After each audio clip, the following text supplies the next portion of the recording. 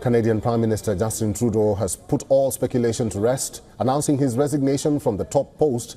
Addressing a press conference moments ago, Trudeau said that he will be stepping down as a Liberal Party head and the Prime Minister of the country as the party begins the process of choosing his successor ahead of the elections.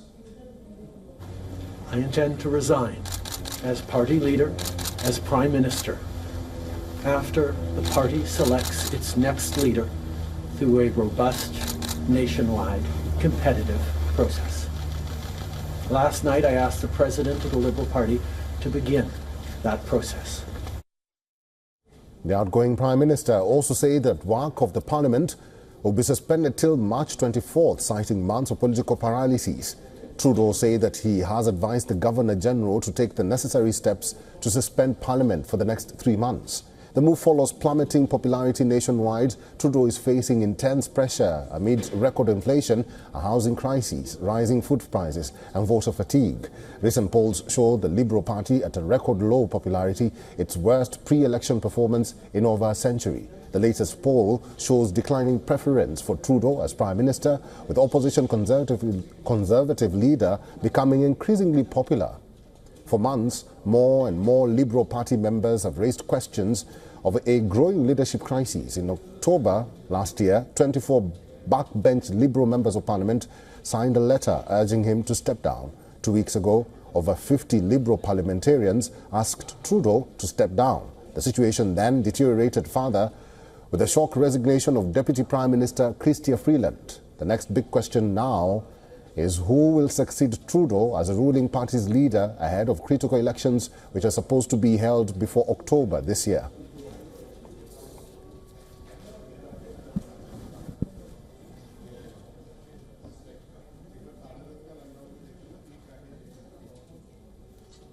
Harrison Faulkner is now joining us live from Toronto. He's a journalist and host of Ratioed on True North. Faulkner, thank you very much for making time for us on WION World is One. Did Canada or did Canadians see this coming? They did, and they expected it was going to come for likely the past few weeks. It was Chrystia Freeland's resignation in the lead up to Christmas that put everyone on notice that Justin Trudeau was out of options and out of time to save his political future. It was just going to be a matter of how he was going to announce his resignation. Was he going to immediately bow out? Was he going to do as he has done today, which is announce that he was going to prorogue Parliament and stay on as Liberal leader until a successor is appointed? We have the answer now today, and it is exactly that. Trudeau will remain Prime Minister after announcing his resignation today as Liberal leader and Prime Minister, with a successor likely chosen before March 24th. Faulkner, let's talk about this possibility of a successor. Who are Canadians, are vouching for? Who is the likely successor of Justin Trudeau?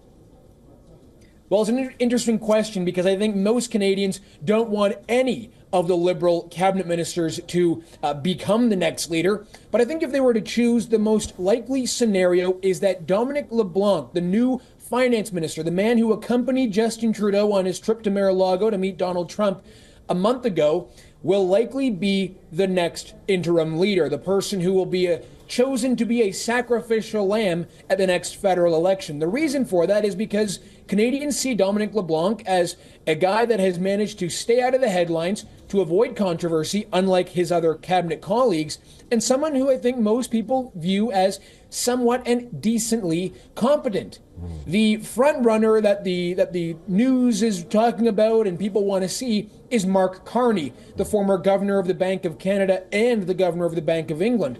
He, however, is seen as probably the next leader to take on the leadership of the party after the election. Why someone of his caliber and of his stature would want to hold the inevitable loss at a federal election doesn't make much sense. So it won't be Mark Carney.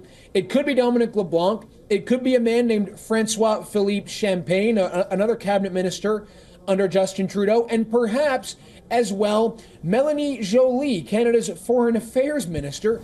After it was only a couple of weeks ago that the New York Times made a profile of Melanie Joly as perhaps Trudeau's successor. Chrystia Freeland as well may be in the mix. But again, whoever wins the leadership of the party is going to inevitably lose in a landslide to the Conservatives in the next election. Faulkner, let's talk about those elections, because as it stands now, Justin Trudeau has asked the parliament to be dissolved by March 24th, and the elections are slated for October. How does that look like in Canada right now? What are people talking about? Well, they're talking about how big the margin of victory is going to be for Pierre Poilievre and how few seats the Liberals are going to be left with when it's all said and done, when everything's been accounted for. Pierre Poilievre is almost certain to get a majority government. The polls, an aggregating firm of polls in Canada, predict that the chance of a Liberal success, a Liberal victory, is below 1%. So again, the question really just becomes, will Pierre Poilievre walk in with a majority government? Which party will form the official opposition? Will it be the French separatists, the Bloc Québécois? Will it be the NDP led by Jagmeet Singh right now? It certainly will not be the Liberal Party. So the question is just that. Will the Liberal Party have any seats at all? They will likely keep a few seats, but not many. There was one poll recently that predicted not only could Justin Trudeau lose his own seat, the Liberals could have fewer than 10 seats by the end of the next election. A major loss for what is considered to be Canada's governing party. So that's really the discussion here. How big will Pierre Poilievre's majority mandate be when all the votes are accounted for? Harrison Faulkner, good to see you. Thank you very much for talking to us today. Thank you. For all the latest news, download the WION app and subscribe to our YouTube channel.